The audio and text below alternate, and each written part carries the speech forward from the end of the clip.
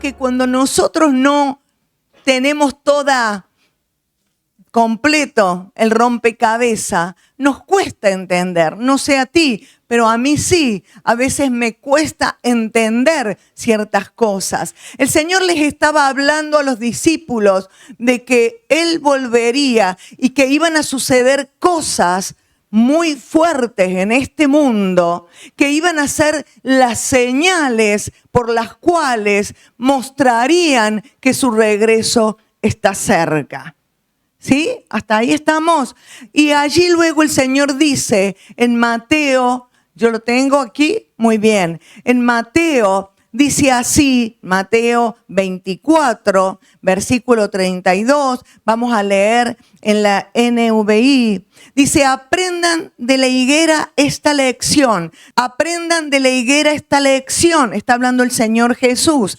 Tan pronto como se ponen tiernas sus ramas y brotan sus hojas, ustedes saben que el verano está cerca.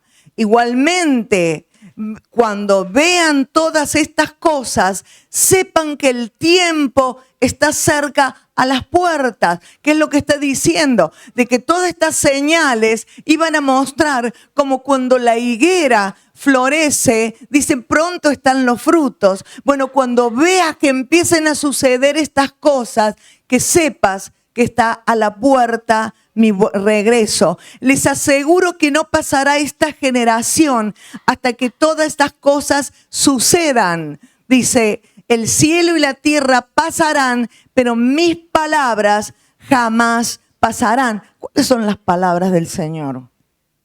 ¿Sabes qué es esto?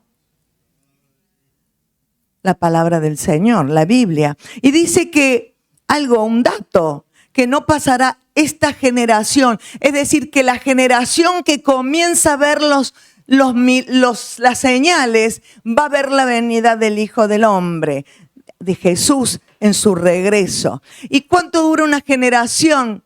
65, 75, 80 años. Es decir, que esos son los tiempos, ¿verdad? Pero en cuanto al día y la hora, por las dudas que me lo preguntes, ¿cuándo va a ser? Pero en cuanto al día y la hora, nadie lo sabe. Ni siquiera los ángeles del cielo, ni el Hijo, sino solo el Padre. El Padre, la venida del Hijo del Hombre será como en los días de Noé. Los días antes del diluvio, ¿saben? En los días de Noé, que vino el diluvio y se hizo el arca. Y si no lo sabes, bueno, fue el diluvio que habla también la historia. Dice, porque en los días antes del diluvio, ¿qué hacía la gente? Comían, bebían, se casaban y daban en casamiento hasta el día que Noé entró en el arca y no supieron nada de lo que sucedería hasta que llegó el diluvio y se los llevó a todos. Así será en la venida del Hijo del Hombre. Estarán dos hombres en el campo. Uno será llevado y el otro será dejado. ¿Qué significa esto? Que aunque estén los dos trabajando, hay en otro texto que dice, estarán dos durmiendo, uno será llevado y otro dejado. ¿Qué significa? Que no porque vengo a la iglesia o no porque estamos juntos trabajando, sino que mi comunión con Dios va a ser la que escucharé el sonido de la trompeta y no tendré tiempo de despertar al que tengo al lado o de avisarle a alguien, porque escucharé la voz del Espíritu y seremos levantados. Dice, dos mujeres estarán moliendo, una será llevada y la otra será dejada. Por lo tanto, manténganse despiertos, sobrios, decíamos ayer en el grupo No es cierto de Más que Vida. Estén sobrios, despiertos, porque no saben qué día vendrá su Señor. Pero entiendan esto. Si un dueño de casa supiera la hora de la noche que va a llegar el ladrón, se mantendría despierto para no dejarlo forzar la entrada, ¿verdad? Si sabemos que va a entrar un ladrón que va a robar una patineta, nos quedaríamos parados ahí firmes y no se roban nada. Pero como no sabemos, así dice, que será como un ladrón que viene. Por esto también ustedes deben estar preparados, porque el Hijo del Hombre vendrá cuanto menos lo esperen. Muy bien. ¿Sabe que hay un escenario mundial en donde está gritando fuertemente? Entonces, como decía, hay un escenario mundial que grita fuerte. En todos los sectores se está hablando de que habrá grandes cambios. Tú no necesitas que yo te cuente todo lo que las noticias dicen y que seguramente tú también las escuchas. Pero todo esto nos tiene que ayudar para mantenernos firmes, no a tener temor y mantenernos cerca del Señor por temor, sino por amor, por fe en el cumplimiento de las promesas. Pero nosotros estamos continuamente bombardeados, que el medio ambiente está en una crisis total, que la situación es tremenda, que la Antártida Occidental y Groenlandia están a punto de un colapso porque se están derritiendo las aguas. Eso sería tremendo. Que en el 2050 3.300 millones de personas tendrán problemas con el agua. Habrá falta de agua para estas personas. ¿Y cuántas cosas más? Todo el mundo está esperando algo sobrenatural. Hay algunos que han hecho su propio búnker. ¿Sabe lo que es un búnker? Eso que se hace en lo profundo de la tierra para encontrar allí protección, pero no saben que no es así. Algunos especulan con que hay algunas partes del planeta en las cuales llegará más tarde lo que viene. Te estoy hablando gente no que conoce al Señor, sino que vive esta situación. La Comisión Europea, mientras tanto, está dando pasos para el cumplimiento bíblico. Sabe que se aceleran las profecías para un control mundial. Años atrás, cuando nosotros hablábamos de todos estos temas, hay muchas cosas que era como que no sabías cómo iban a suceder. La Biblia dice que en los últimos tiempos la ciencia aumentará. Aumentó la ciencia. ¿Cuánto ha aumentado la ciencia? Y aquellos que saben de tecnología y de todo lo demás, dice es difícil porque minuto a minuto están descubriéndose y avanzando en tantas cosas. Cosas que se usan muchas para el bien. Y tú sabes, como yo, que muchas de las cosas se usan para el mal.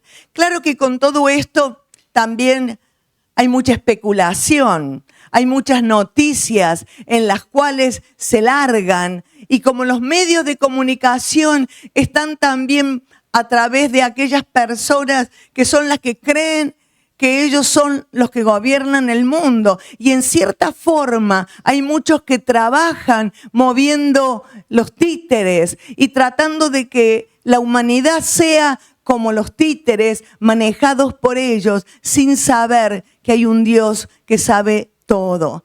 Y es verdad. En cierta forma, hemos visto con el COVID cómo los que manejan, ahora han salido muchas cosas a la luz y sabemos que hay un manejo. Pero yo quiero decirte algo. Yo quiero decirte algo para que tú tengas en claro que a los que aman a Dios, no sé si allí está el texto de Mateo, dice, porque yo sé muy bien los planes que tengo, ¿para quién? Para ti, para mí, para los que amamos a Dios. Planes de bienestar y no de calamidad. Planes de bien y no de mal.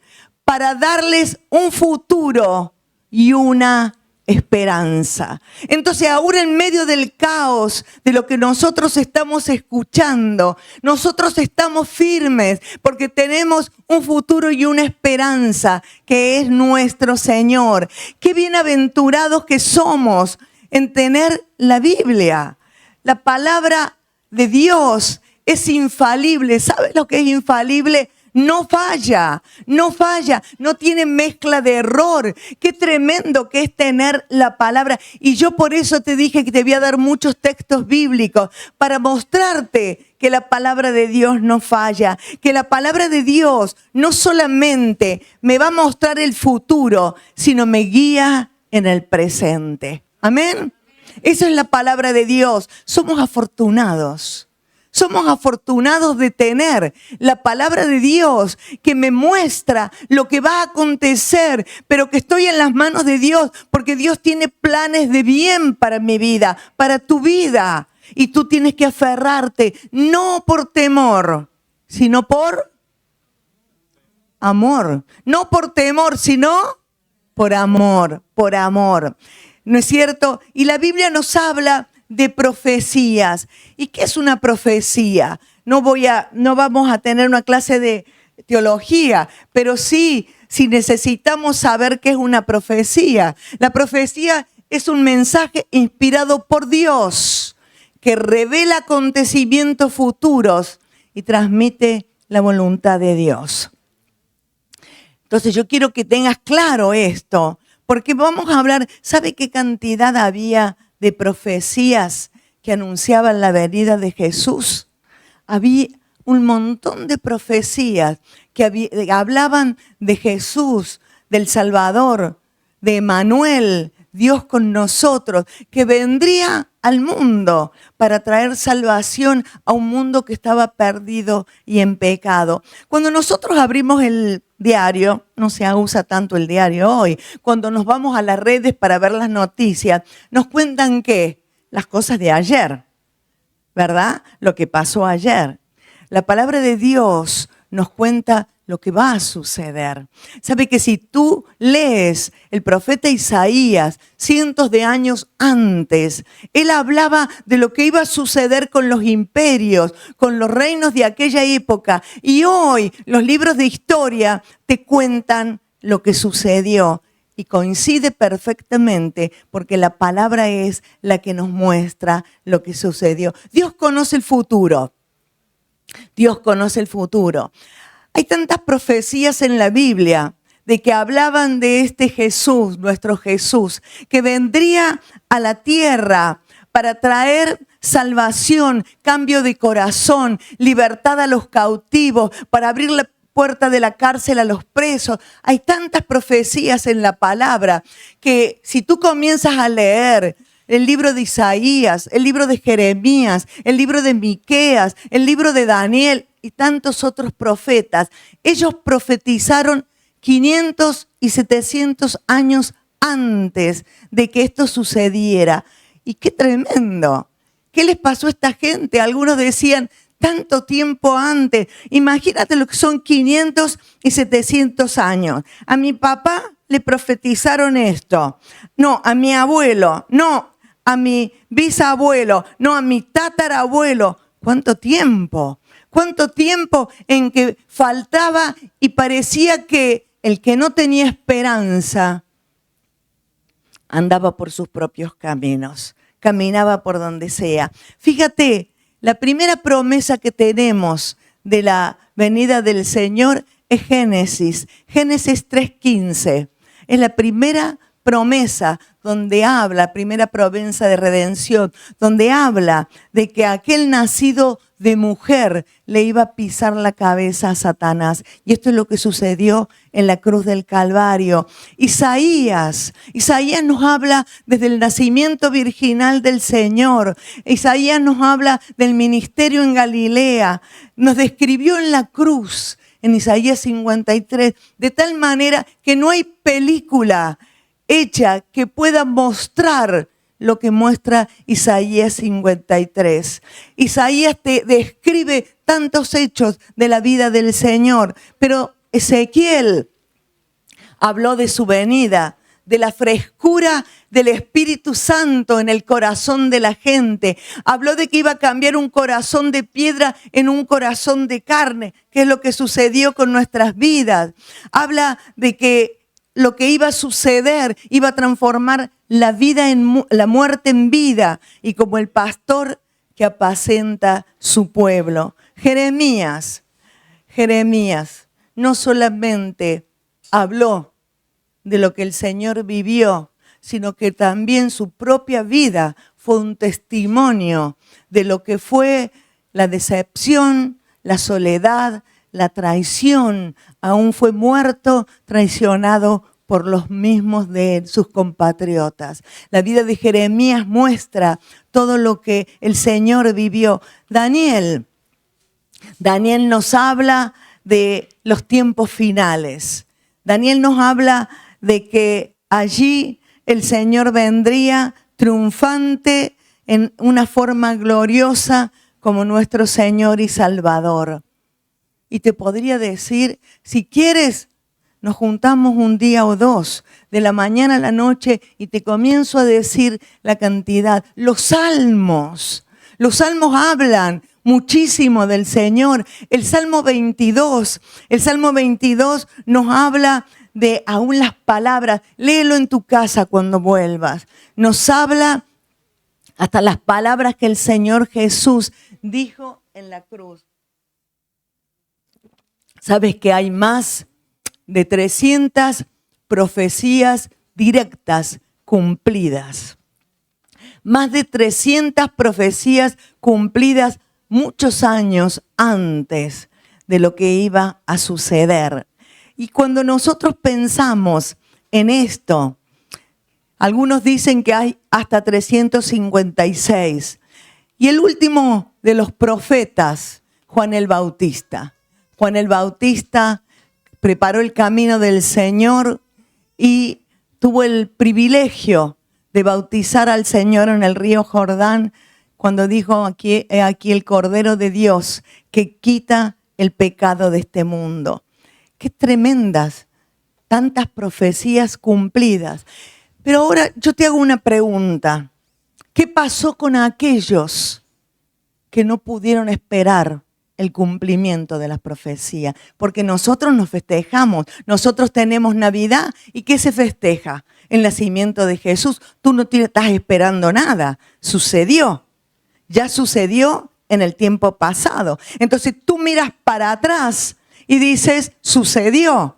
Tú no tuviste que esperar. Pero ¿qué sucedió con aquellos que durante 500, 600 y 700 años estuvieron esperando? Y algunos decían, esto me parece que no va, no viene, no pasa nada. Este Mesías que fue prometido, no pasa nada. Y muchos se desanimaron, perdieron el rumbo, hicieron sus propias religiones, levantaron sus propios ídolos, caminaron por sus propios caminos, hicieron lo que quisieron. Pero la cosa es que no pudieron esperar, porque hubo quienes no se mantuvieron expectantes. Algunos esperaban que Jesús viniera con un ejército y destruyera Roma. Otros esperaban que Jesús viniera de la manera que ellos habían imaginado y habían ideado para que venga a enfrentar lo que estaban viviendo el pueblo judío. Pero lo más terrible, que el Señor caminaba en medio de ellos y ellos no pudieron entender los tiempos. El Señor caminaba en medio de ellos, en medio de las profecías que ellos habían leído, de las cosas que habían escuchado, de tantas maneras que habían dicho que el Señor venía y el Señor caminaba entre ellos y muchos hasta lo apedreaban, lo quisieron matar y lo mataron. Por eso este no es un mensaje de temor. Esto es un mensaje de advertencia del amor de Dios que tiene hacia nuestras vidas para decir, Señor, hay tantas cosas que tú has prometido. No queremos ser como aquellos que el Señor caminaba entre ellos y ellos iban y le hacían en contra de las cosas que el Señor hacía. No pudieron entender los tiempos. Por eso es tan importante ser entendidos en los tiempos, tener discernimiento, saber, conocer lo que Dios tiene para nuestras vidas. Se cansaron de esperar. Hicieron su propio chiringuito, su propia vida. Y esa falta de esperanza los llevó a tomar errores, decisiones equivocadas. Y les parecía que su venida estaba tan lejos, tan distantes. Pero también hubo un grupo, y yo te quiero hablar de este grupo, del grupo que perseveró, que creyó, que luchó para poder decir, voy a estar entre aquellos que están firmes con el Señor. Y yo te voy a hablar de varios en esta hora, por eso quiero que prestes atención. Y te cuento de algunos. Te cuento de Elías. Elías fue un hombre de Dios lleno del Espíritu Santo.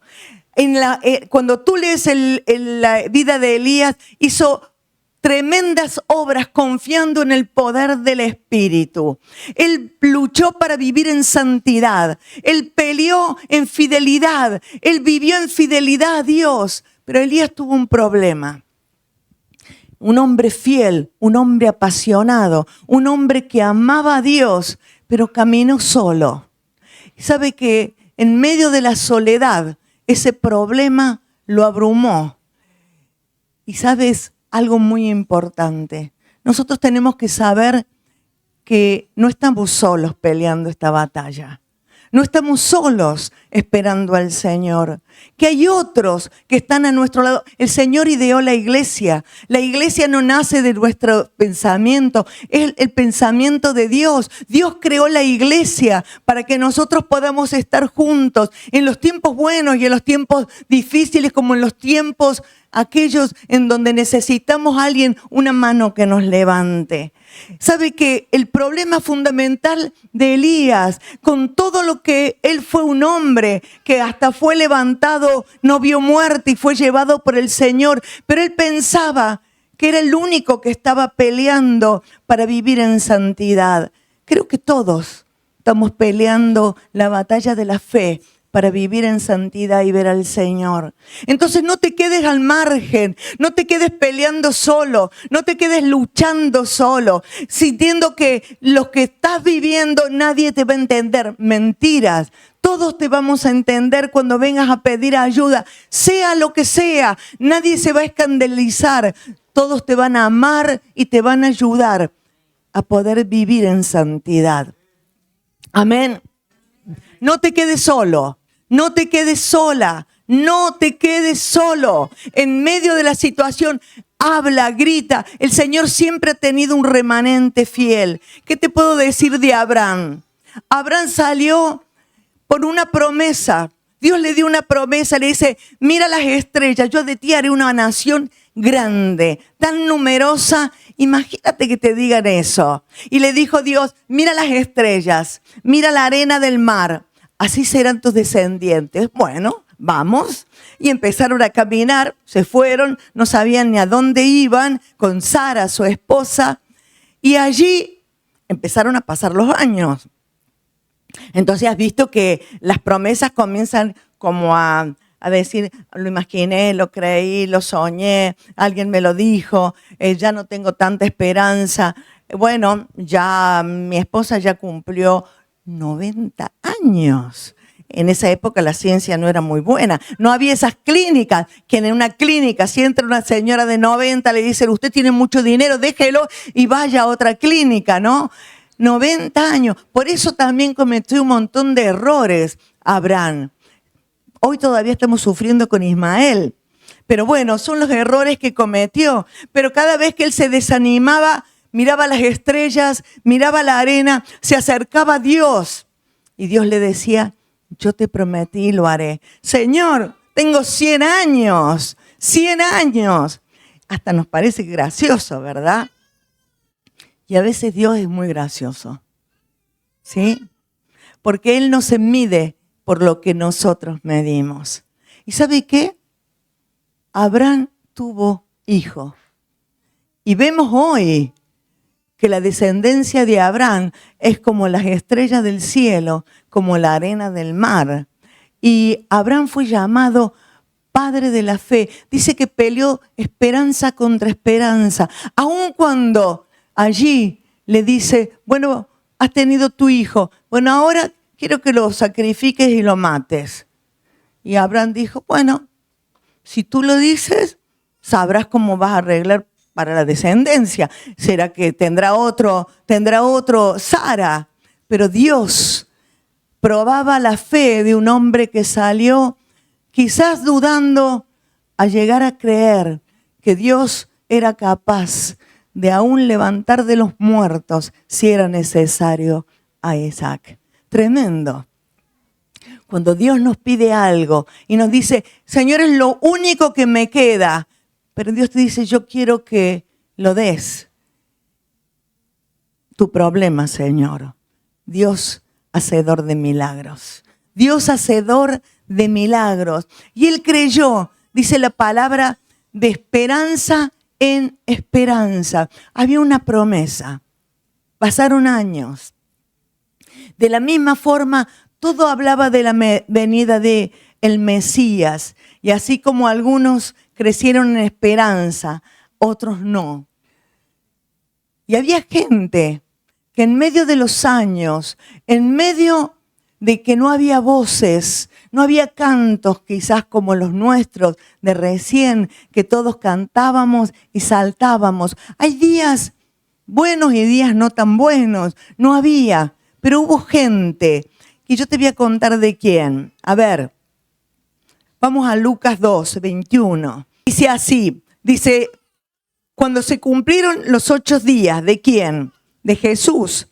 Y fueron a circuncidarlo, lo llamaron Jesús porque el nombre que el ángel le había puesto antes de que fuera concebido. Asimismo, cuando se cumplió el tiempo en que según la ley de Moisés ellos debían purificarse, José y María llevaron al niño a Jerusalén para presentarlo al Señor. Versículo 25. Ahora bien, en Jerusalén había un hombre llamado Simeón, que era justo y devoto y aguardaba con esperanza la consolación de Israel. El Espíritu Santo estaba con él y le había revelado que no moriría sin antes ver al Cristo del Señor. Mira la revelación que había tenido. El 27, movido por el Espíritu fue al templo. Fíjate qué tremendo. Años y años y años. Y ese día, movido por el Espíritu, fue al templo cuando el niño Jesús lo llevaron sus padres para cumplir con la costumbre establecida por la ley. Simeón lo tomó en sus brazos y bendijo a Dios. Y ahí está luego la bendición de Simeón. El 33, el padre y la madre del niño se quedaron maravillados por lo que se decía de él. Simeón le dio su bendición y dijo a María, la madre de Jesús, este niño está destinado a causar la caída y el levantamiento de muchos en Israel y a crear mucha oposición a fin de que se manifiesten las intenciones de muchos corazones. ¿Sabe que Dios provoca lo que hay en nuestro corazón? Sale lo que hay en nuestro corazón. En cuanto a ti, le dice a María, una espada te atravesará el alma. El 36, hubo también una profetisa Ana, hija de Penuel, de la tribu de Aser. Era muy anciana, casada de joven. ¿A qué edad se casaban? 14, 15, 16. Fíjate esta mujer, casada de joven, había vivido con su esposo 7 años y luego permaneció viuda hasta la edad de 84. Nunca salía del templo, sino de día y de noche adoraba a Dios con muchas oraciones. Llegando ese mismo momento, Ana dio gracias a Dios y comenzó a hablar del niño a todos los que esperaban la redención de Israel. Ana y Simeón, dos gente que pelearon esperanza contra esperanza. Imagínate una jovencita que a los 21, 22, 23, 24 años quedó en el templo esperando el cumplimiento de las promesas hasta los 84 años, esperando que se cumpliera lo que el Señor había prometido, que era la venida del Mesías, del Salvador.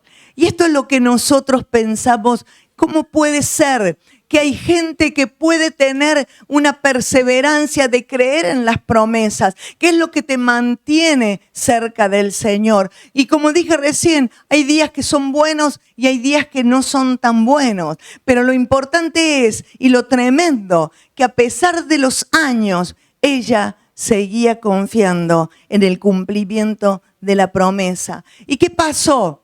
¿Qué pasó con María? ¿Sabes que María, cuando recibe ese anunciación del ángel. Ella puede haber tenido 14, 15, 16 años. ¡Qué tremendo! Porque el ángel vino y le dijo que ella iba a ser la que traería al Mesías. Pero en medio de una noticia tan desconcertante, ella puso su confianza en Dios. ¿Saben lo que le pasa a las mujeres que tienen relaciones con hombres en Oriente? ¿Has leído las noticias, lo que hacen hasta el día de hoy?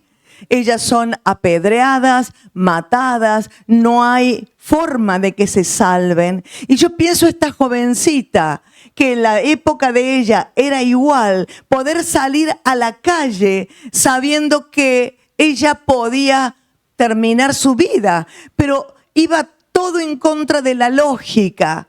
Pero ella aceptó y dijo, si Dios está en el asunto, yo estoy con Dios 100%. Porque cuando nosotros pensamos, nos parece normal, porque la profecía fue atrás, se cumplió. Ya se cumplió. Nosotros no tenemos que cuestionarnos que una virgen concebirá un hijo, sino que es así y se cumplió. Pero ella tuvo que creer y fue parte de lo que es la redención de la humanidad. Qué tremendo es pensar en esta gente, pensar en una Ana, pensar en un Simeón, pensar en una María, gente que en situaciones tan complicadas permanecieron firmes. ¿Cuál es tu situación? Muy difícil para mantenerte fiel, firme al Señor. Estás peleando con cosas que parecería que ese Mesías que no había llegado y para nosotros ya es el cumplimiento, está. Ellos creyeron y se mantuvieron firmes. ¿Sabe que hay una ventaja tremenda? Ellos estaban parados así. Las promesas eran que el Mesías venía. Hasta aquí había promesas, pero no había todavía ningún cumplimiento. Ellos tenían que tener fe a lo que se había dicho, confianza a lo que Dios había dicho. Nosotros estamos en otra posición. Nosotros estamos aquí. A nuestras espaldas está el cumplimiento de las promesas. Y tenemos para adelante una promesa de que el Señor vuelve por su iglesia, pero por una iglesia santa, pura y sin mancha. Ahora, nosotros estamos en ventaja de ellos. Porque si eso se cumplió, por eso cada Navidad se festeja en el mundo, crean o no crean, están festejando que vino el Mesías. Si ellos, ¿no es cierto?, lo pudieron permanecer como esta gente que hemos dicho, como Ana, como Simeón y como tantos. Hoy nosotros tenemos las profecías que fueron cumplidas. Cada profecía fue exactamente cumplida. Entonces nosotros tenemos ventaja sobre ellos. Nosotros tenemos, mi visión hacia el futuro tiene una certeza firme. Una certeza real para que va a ocurrir. ¿Sabe que hay más de 300, igual que había para el nacimiento, hay más de 300 profecías que el Señor vuelve concretas y hay muchas otras que hablan de la venida. El Nuevo Testamento, cada 25 versículos hay uno que habla de la venida del Señor. Y en el Antiguo Testamento no solamente tenemos de que la primera venida, sino la segunda venida del Señor. ¿Qué me está diciendo el Señor con esto? ¿Él volverá? ¿Te parece que volverá? Y sabe que cuando el Señor prometió que volvería, allí cuando estaban en el Monte de los Olivos y Él se levanta, los ángeles le dicen, ¿qué están mirando? El mismo Jesús que fue tomado, así volverá, así volverá. Y el Señor nos habló de promesas para que nos mantengamos preparados. A veces, quizás como esta gente que Jesús caminaba entre ellos y no lo reconocieron. A veces pensamos, tengo tiempo, vivo mi vida más o menos haciéndome el cristiano y luego me pongo las pilas, me pongo en orden, me pongo en marcha. Pero dice que el Señor vendrá como ladrón en la noche. El Señor vendrá en un abrir y cerrar de ojos, sin contar que nuestras vidas no están garantizadas cuánto voy a vivir, por más joven que sea. Entonces, cuando entiendo esta verdad, lo que estas promesas le decían a la gente, viene un Salvador. Estas promesas nos están diciendo, vuelvo por una iglesia santa y pura. Vuelvo por una iglesia. Hay promesas de un arrebatamiento. Por eso se hizo tantas películas. Tú ves películas donde la gente es tomada y los coches se chocan y todo lo demás. Cosas que uno imagina. Pero hay promesas de un arrebatamiento y hay promesas de cuerpos transformados. Allí en Efesios, ¿verdad? ¿Sí? ¿Es Efesios? Sí. Efesios 5 dice así, Cristo amó a la iglesia.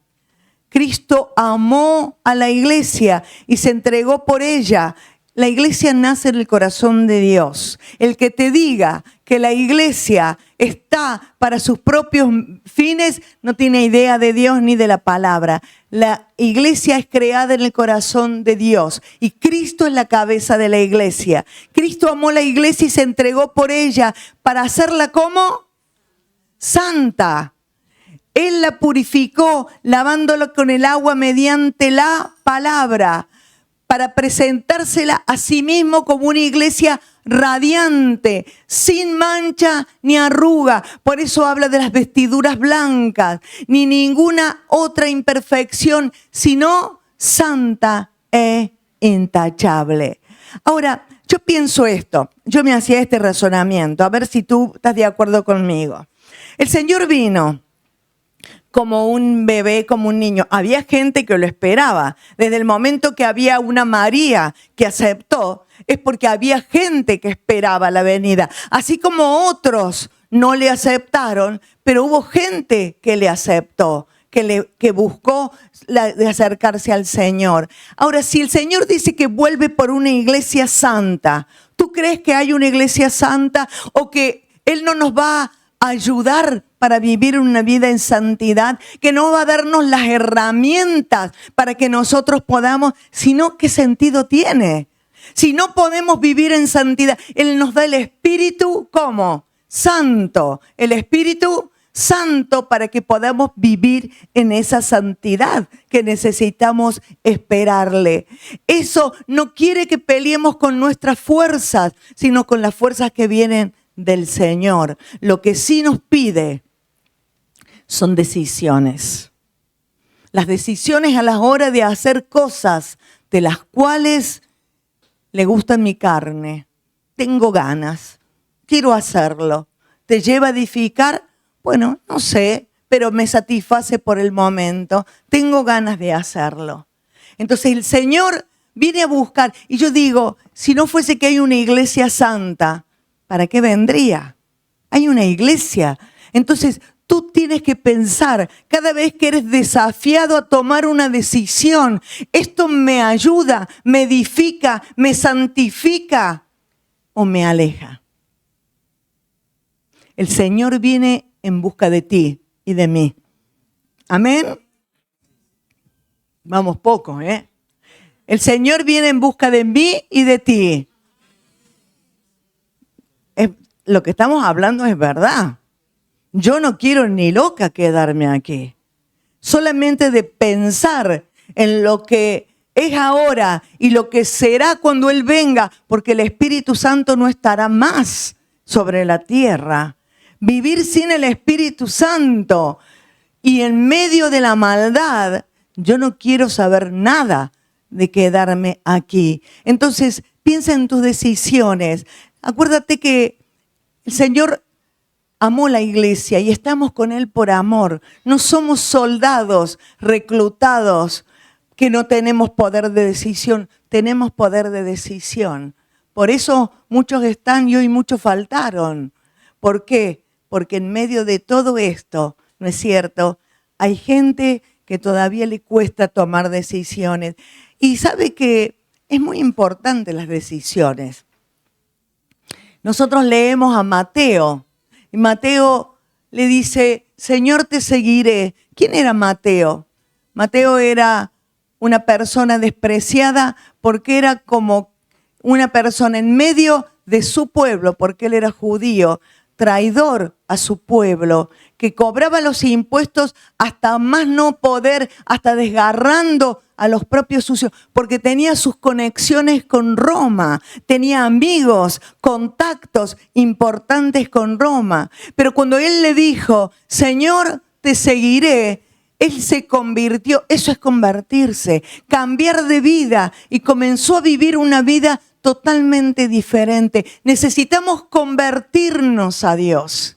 Necesitamos que no nos pese tomar decisiones, sino convertirnos. Mateo podía haber tenido una reputación y tanta cantidad de dinero, pero decidió seguir al Señor, dejando todo. Pedro y Andrés, que eran hermanos, el Señor los llamó y dice que dejaron las redes, es decir, dejaron la forma de vivir, se convirtieron. Y a veces nosotros aceptamos a Cristo en nuestro corazón y seguimos actuando de la misma manera, seguimos hablando de la misma manera, seguimos teniendo actitudes que no nos muestran que hay conversión.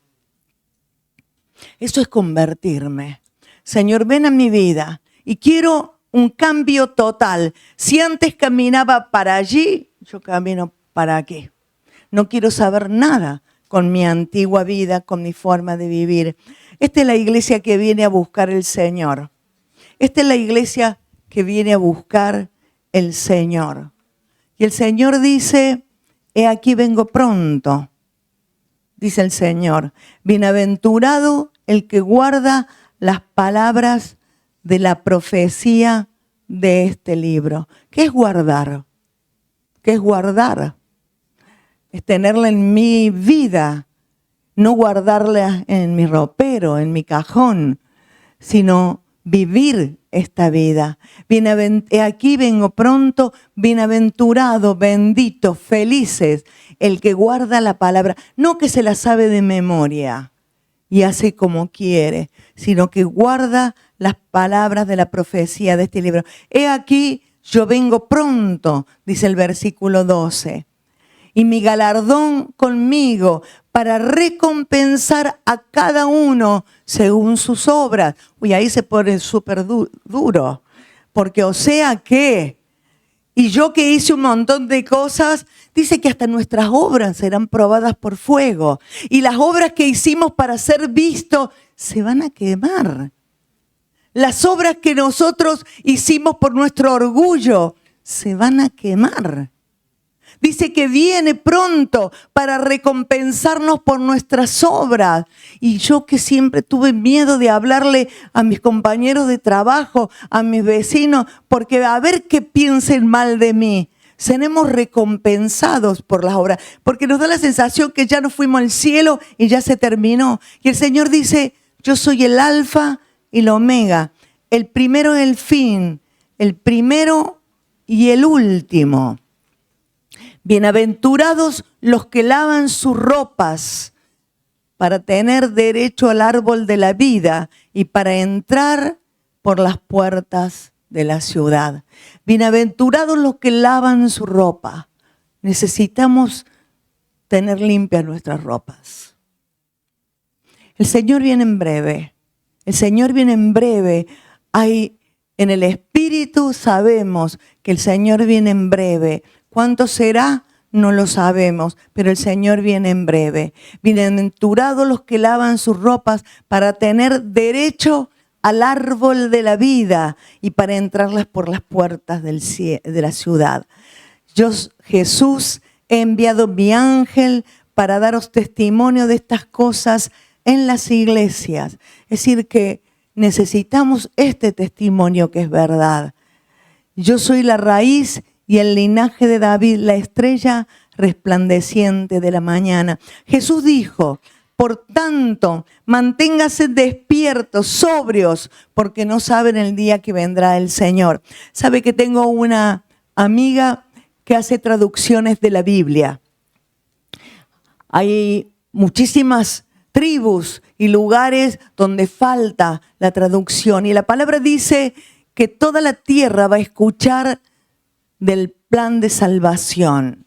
Entonces, cuando nosotros pensamos que faltan tantas lenguas que en las cuales no se ha traducido la Biblia no fue escrita en español, se tradujo al español. Pero así como esto hay un montón.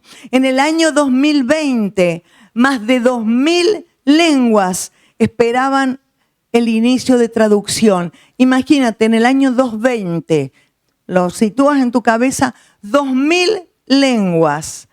El año pasado, en el 25, el número era 985 lenguas que faltaban para la traducción de todas. Y hoy la cifra es 522. Rápido, ¿no? Ahora se usan también otros métodos y la agilidad con que se traduce la palabra, gloria a Dios. 522. ¿Cuánto tiempo quedará para que se traduzcan en todos los idiomas? ¿Te parece que falta mucho? En el 20, hace 6 años, faltaban 2.000. El año pasado 900 y ahora ya 500. En menos de un año han sido casi 500 de las que se ha traducido la Biblia. El que da testimonio de estas cosas dice, si vengo pronto, amén, ven Señor Jesús, ven Señor Jesús. El Espíritu y la esposa dicen ven, y el que oye diga ven. El Espíritu es el Espíritu Santo, y la esposa ¿quién es? ¿Quién es la esposa? Nosotros. Y el que oye diga ven, y el que tiene sed venga, y el que quiera tome del agua de la vida gratuitamente, gratuitamente. El Señor desea ayudarnos. Esto no es un mensaje para que tengas pánico y ahora me tengo que poner bien con Dios porque si llega en este momento me voy, creo que me queda el zapato en un lugar y en otra parte. No, el deseo del Señor es advertirnos. Era mostrarnos, vengo en breve, vengo en breve, vengo en breve, no es un juego. Así como no fue un juego el día que dijo que el Señor venía y hoy tú, todos los 24, estás festejando que el Señor vino. ¿Sabes qué? El Señor dijo que vuelve otra vez por la iglesia, una iglesia santa y sin mancha. Y este es un mensaje de parte del Señor. ¿Sabe que hoy no se predica sobre la vuelta del Señor? Hoy no se predica de Apocalipsis porque la gente le tiene miedo. Porque no son mensajes que atraen público. Yo quiero que tú, que cada uno de nosotros nos encontremos con el Señor. No quiero darte un mensaje para decirte todo está bien. Es que estoy pecando, todo está bien, no hay problema. No, ponte a cuentas con Dios. Lava tus ropas, límpiate, quita de tu corazón la amargura que te separa. ¿Sabes qué dice la Biblia? Que la amargura, la raíz de amargura, ha hecho que muchos pierdan la salvación. Tú dices la amargura, sí, guárdate de la amargura. ¿Sabes lo que dice de la tristeza? Que ciega tus ojos y no te quita la fe. Te hace un incrédulo y los incrédulos no pueden heredar el reino de los cielos. Entonces, Señor, limpia nuestro corazón. No quiero justificarme a mí mismo como los fariseos, como los publicanos, como los escribas. Nosotros tenemos el conocimiento de la ley. ¿Y qué pasó con ellos? No se dieron cuenta que caminaba Jesús en medio de ellos. Que no nos pase a nosotros. De que el Espíritu Santo te esté diciendo, necesitas cambiar, renuncia a la forma de vivir, renuncia a tu carácter, renuncia a tu enojo, renuncia a tu amargura, renuncia a la pornografía, pide ayuda. Y lo digo y lo repito, porque si estás pasando alguna de estas cosas y otras que no mencioné, pide ayuda. Yo conozco a alguien que te puede ayudar. Conozco a alguien que sacó de la muerte a la gente y la trajo en la vida. No es un chiste, hermanos. Estamos hablando de vida o muerte, de cielo o infierno. Estamos hablando de cosas importantes. Ponte de pie, por favor. ¿Sabe que hay algo importantísimo? Muy importante. Que tengamos en cuenta de que nuestras decisiones tienen peso para el futuro. Yo decido hoy, y mi decisión de hoy, quiera de una manera u otra, marca mi futuro. Marca mi futuro. Y el Señor quiere para ti un futuro de gloria. El Señor tiene pensamientos de bien y no de mal. Tiene un futuro y una esperanza.